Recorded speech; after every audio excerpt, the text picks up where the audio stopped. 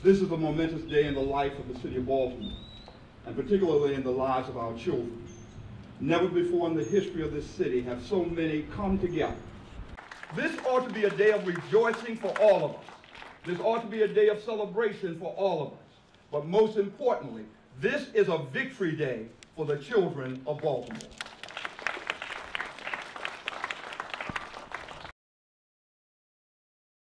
If you bungle raising your children, I don't think whatever else you do matters very much. For far too long, our children were subjected to conditions that were deplorable, that just should not have been.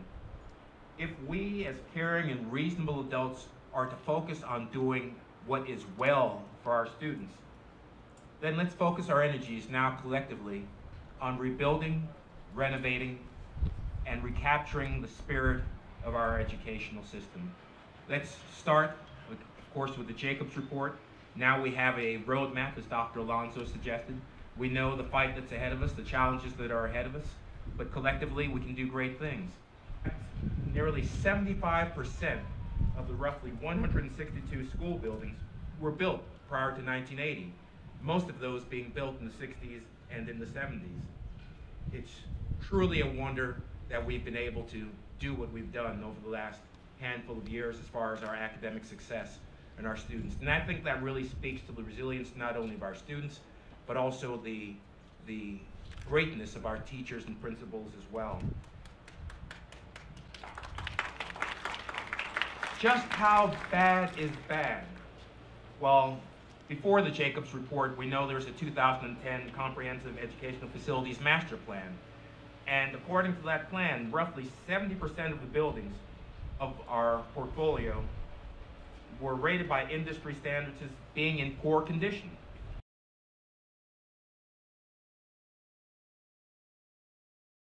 I'm proud of all of the work that our students and teachers have done to reform the system over the past few years.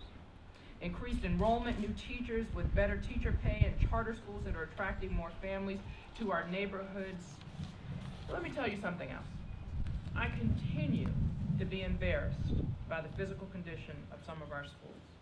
Too many without air conditioning, too few labs, computer labs, regular labs, too many with water fountains that our children can't even drink from.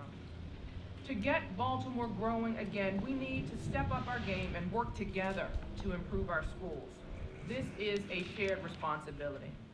Here at the local level, we need to implement new funding and financing while the school system itself works to be more efficient with space utilization. The state needs not only to provide flexibility with funding, but also increase funding in order to meet and exceed its obligation under the state constitution. We must all agree that there are too many schools that we pay the full amount to maintain, but they are vastly underutilized and sit half empty.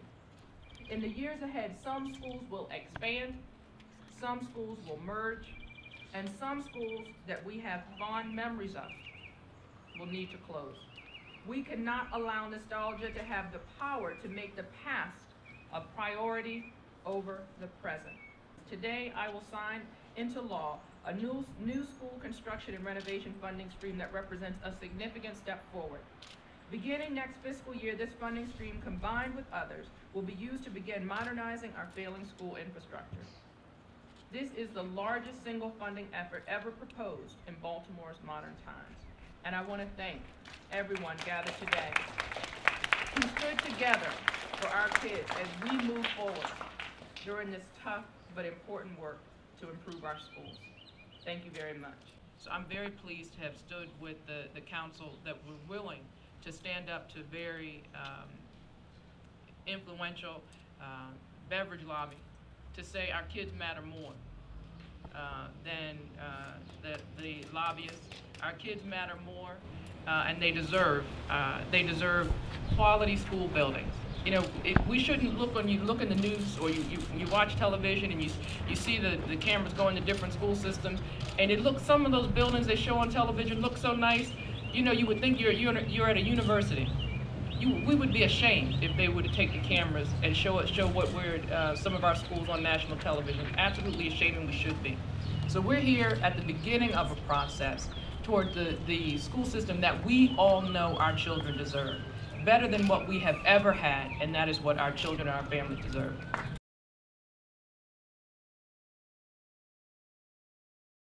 Or indeed from the city, what it would cost to fix all the schools at the start.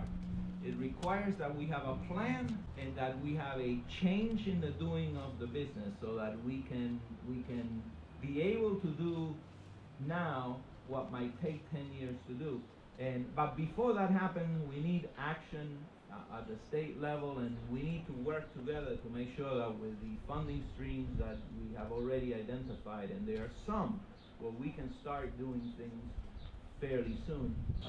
The muscle.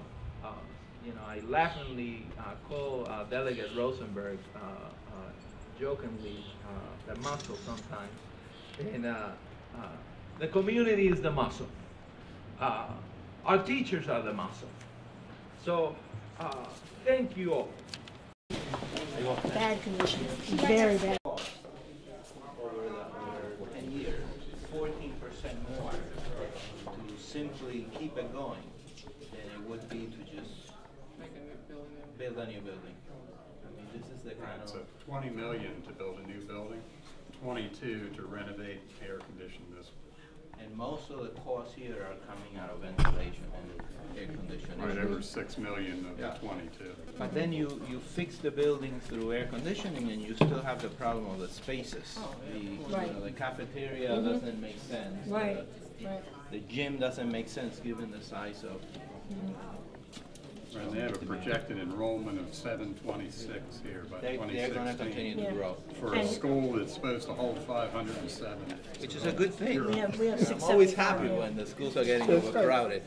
We get more money. That means we get more money. Number, by the way, it's up to almost 900. Yeah, 75. They kick it. Tear it down and build a new one.